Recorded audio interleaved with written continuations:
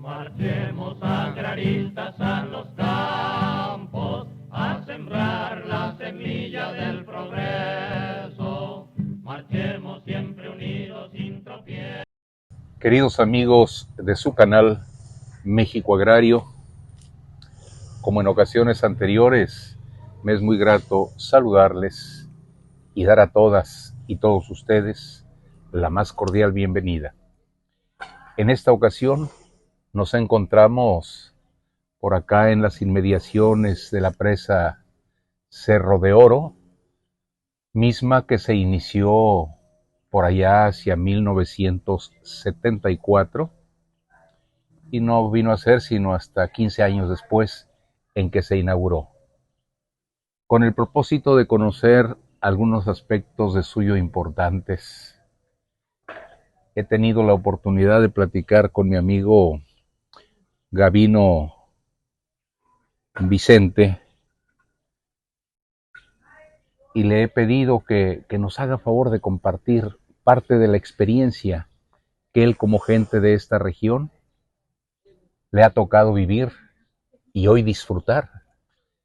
Ya le estaremos preguntando a Gabino la superficie en la que se fundó, se creó esta presa. Gabino, antes que nada, muchísimas gracias por aceptar esta conversación y desde luego me gustaría preguntarte, ¿qué nos podrías tú referir sobre estos importantes antecedentes que sin duda hemos tenido para la construcción de esta presa? Bien, pues buenos días. Gracias por la oportunidad de esta charla. Siempre es importante hacer algunas menciones, ¿no?, respecto a todo lo que ha significado, sobre todo para los pueblos indígenas, los pueblos chinantecos, que anteriormente eran los dueños de estas tierras donde hoy pues se ubica lo que es el vaso de la presa Cerro de Oro, pero siempre reconocer que en algún momento fueron propiedades ejidales de más de 37 núcleos agrarios que quedaron sumergidos debajo de estas aguas. Me refiero a ejidos que pertenecían a San Lucas Ojitlán, a San Felipe Jalapa de Díaz y a el pueblo de Usila también, San Felipe Usila. Son ellos los que quedaron, de alguna forma fueron afectados con la construcción de esta obra. Esto es, la superficie, evidentemente que, bueno, ahí se manejan algunas cifras. Hay quien puede decir que son 45 mil hectáreas las que se ocuparon para la construcción de este vaso regulador, y hay también algún otro dato que habla de 53 mil hectáreas. Sin embargo, cualquiera de las dos cifras es una superficie considerable. Considerable, bastante, ¿no? Yo pienso que una de las, bueno, habría que regresarnos un poco a reflexionar sobre la historia de estos pueblos. Primeramente, ¿qué dio origen a la construcción de esta presa? Justamente lo que me han comentado algunos abuelitos de aquella época es que esta presa fue construida con la idea de reducir daños de inundaciones en la zona baja de la cuenca del Papaloapan, llámese desde Tuxtepec hacia abajo hasta llegar a Tlacotalpan. Pero un dato muy curioso, las inundaciones siguen hasta el día de hoy, aún con la construcción de esta presa. Vivimos hace algunos años la inundación de Tlacotalpan, que fue una noticia nacional. Eso no tiene muchos años que sucedió, y entonces a veces afectamos el cauce de los ríos con construcción de presa. Pensamos que podemos regular la fuerza de la naturaleza, pero queda demostrado que no es así. La naturaleza siempre nos sobrepasa y siempre hace lo que tiene que hacer, ¿verdad? Porque nosotros mismos generamos también, hoy con el daño que hacemos a nuestro entorno ecológico, generamos esas condiciones con la tala de árboles en la zona alta donde se generan los afluentes de los ríos, y todo esto pues nos viene a dejar una lección. Pero hoy habría que preguntarse si valió la pena la construcción de esta presa, si la afectación que tuvieron los hermanos indígenas que sufrieron estas consecuencias, si valió la pena lo que hoy están pasando en tierras ajenas, porque de aquí fueron desplazados, y habría siempre que señalarlo, no olvidar ese dato, más de 29,000 indígenas, hermanos chinantecos, fueron mazatecos y que fueron desplazados de su identidad. Yo creo que más allá del cambio de domicilio, de darles tierras en otra zona, que la mayoría de ellos fueron canalizados al valle de Uxpanapa, donde hoy radican, donde están ahí ahora sí que como extranjeros, después de tener aquí sus tierras, su vida ancestral, pierden ellos esa identidad cultural, ese enlace con sus ancestros, yo creo, por la construcción de esta presa. Y claro, como toda obra gubernamental, en su momento lo que tengo conocimiento es que se les ofrecieron diversos apoyos, compromisos gubernamentales para establecerlos en un mejor lugar. Siempre las promesas quedan huecas porque les ofrecieron mejores tierras, lo que no sucedió.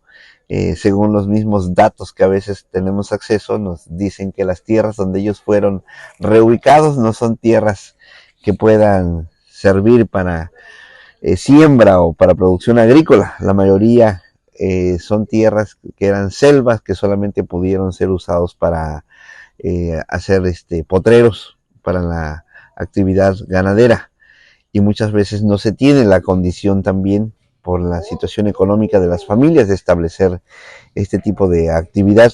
Les cambió su estadio de vida realmente. Totalmente. Fíjate que comentabas un dato que de suyo es muy interesante.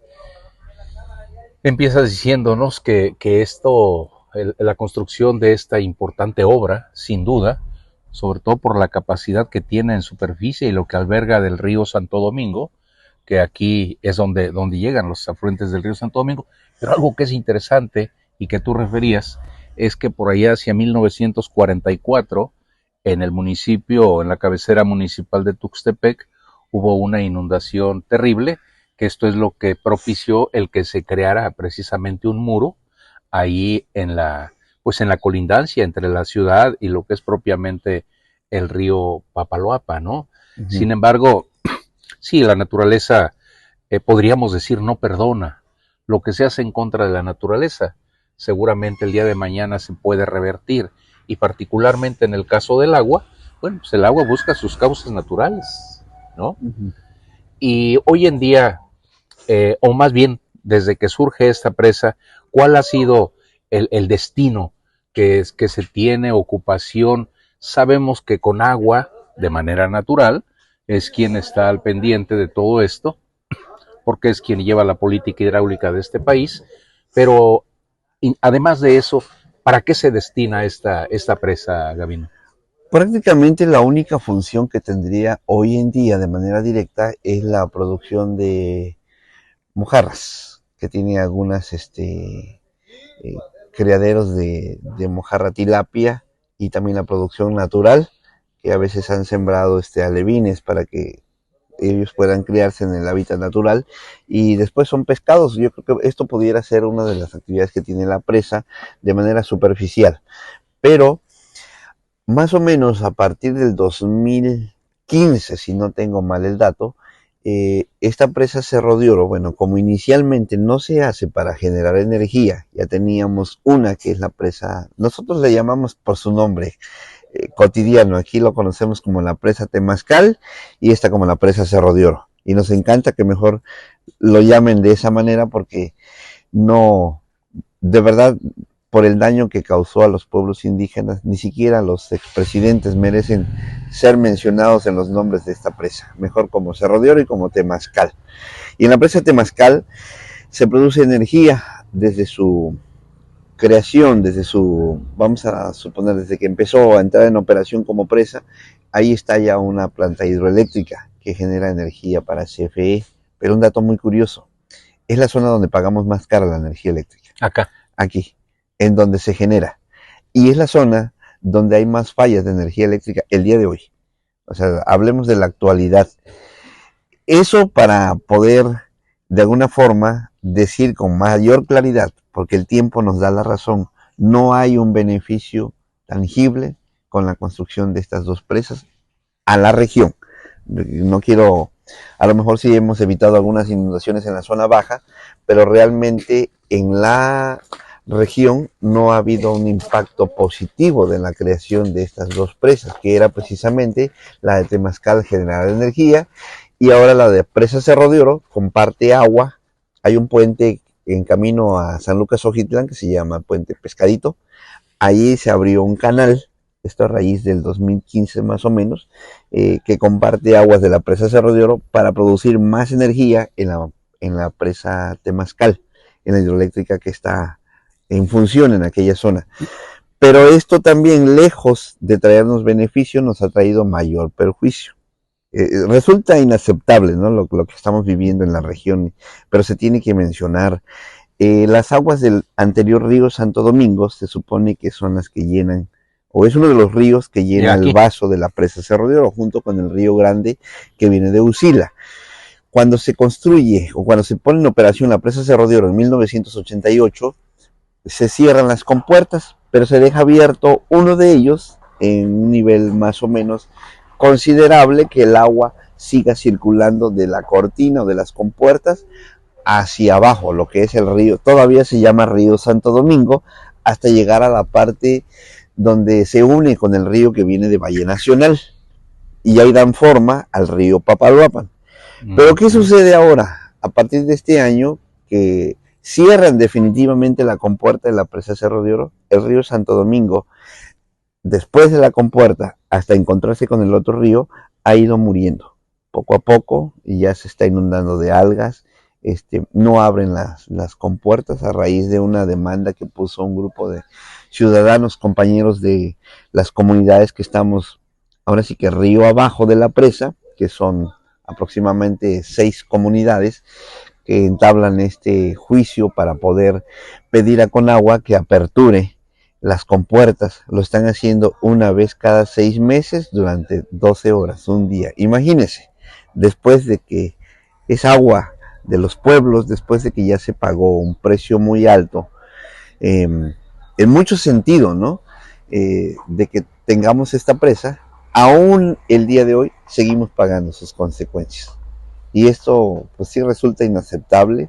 Hay un compromiso también gubernamental que no se cumplió. Justamente hoy varios sectores de las comunidades indígenas alzan la voz para cuando menos ahora que estamos en la cuarta transformación del país, pudieran esas comunidades hermanas ser integrados al plan de justicia. Ha sido un largo caminar, hasta el día de hoy no hay una respuesta que así nos dé la certeza que pudiera llegar a ser. Lo que vemos, entre más avanza el tiempo, es más daño, es más consecuencia de afectación hacia las comunidades, lejos de resarcir el daño que se ha ocasionado ya. Estamos en decadencia porque vamos al revés. Lejos de tener una noticia esperanzadora, el daño sigue creciendo. Fíjate que escucharte de todo esto me lleva a pensar en lo que en algún otro momento hemos platicado, que tú mismo nos has hecho favor de seguir. Ahí me gustaría comentar algo interesante y siento que hasta ahí hemos fallado. Hasta ahí nuestros gobiernos han fallado respecto a qué más pudiéramos detonar de este lugar donde estamos hoy. Del progreso, marchemos siempre unidos sin tropiezo, laborando por la paz de la nación.